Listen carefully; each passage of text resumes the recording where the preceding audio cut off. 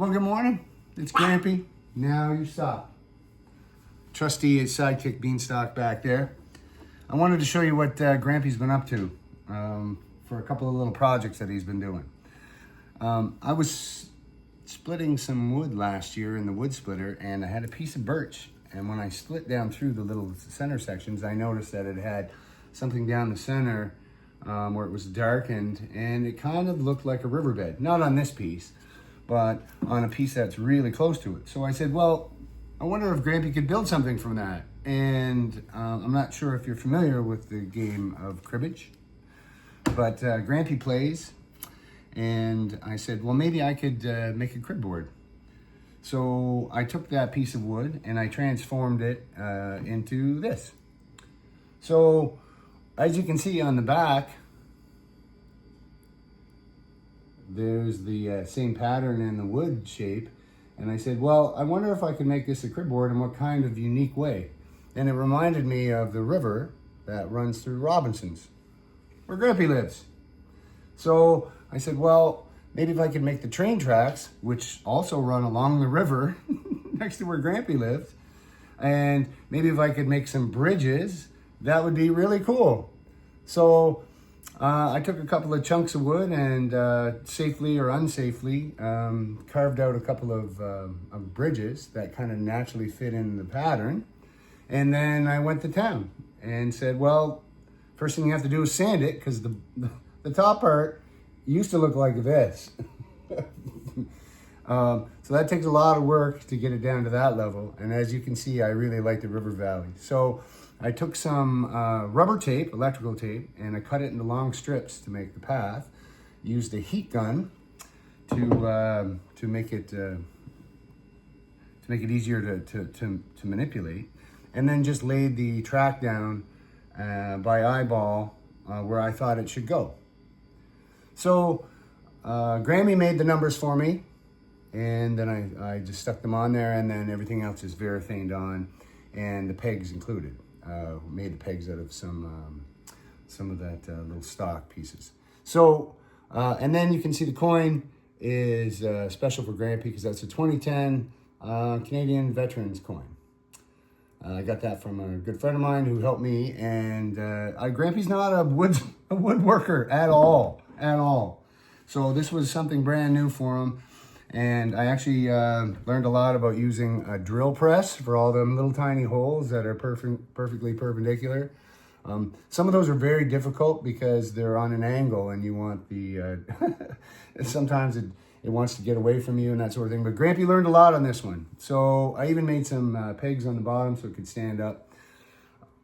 So I said, well, I have another piece and I'm just staring at it, so why don't I do another one? And so I did. So I'm in the middle of it right now. Well, I'm getting really close to the end. Instead of going to the 4 bottom pieces, I cut 3 out and I made it a little bit more level. You can see sawdust kind of coming out of it there a little bit. So that kind of gives me a base, because really when you're playing crib, it doesn't have to be on a flat surface well, as long as you're playing on a flat surface on the table, you're good. But it can be in a little bit of a raised platform, and it's kind of a nice centerpiece. So I took this one, as you can see, it didn't really have the cross the bridge kind of thing, and the bridge was a pain in the butt. So instead of doing that, I just went with what was there. Now I spent a lot more time sanding it, so the grooves are a lot nicer and a lot smoother. And then I said, well, it's kind of plain, and it's a railroad track, obviously. So it's a little bit plain that way. So I said, well, why don't we try our carving skills with an X-Acto knife and some other little bits that were around. So Grampy came up with this. Yeah, it moves. And then that goes right here at the skunk line, like this. Because if you play crib, you know that if you don't get past the skunk line, that's bad. The pegs we made again, just from that stock. They're 1.5 inches long, and I have blue pegs and red pegs, because Nanny always has to play with blue pegs. Just saying. Nanny likes beating Grampy all the time. Okay, And then I said, well, what else can we do? Because it's still a little plain on this end. So I built a little, I made a little hand cart. And that's going to sit right there on the end. And then I built a little station of the toothpicks and painted it all. And that's going to sit right there.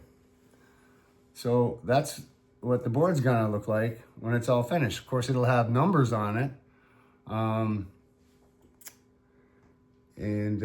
you can see the little railway cart, the hand cart, and then from this angle, I guess. You can see the little railway station. And then I really like this. This was kind of neat. Just all glued together and then varathaned over top of it, or polyurethane. So what I did was I drilled the holes last night. Not bad, by eye. I kind of went in with a marker and set where they should be by eye. And like I said, drill presses are fun as long as you have a level surface and you're not drilling on an angle, which you have to sometimes to start the hole. So that's it. So Grampy's going to put some numbers on it, and then I think what I'm going to do is maybe just I don't know. I haven't decided yet. I think maybe set it up for auction for a charity event or something like that.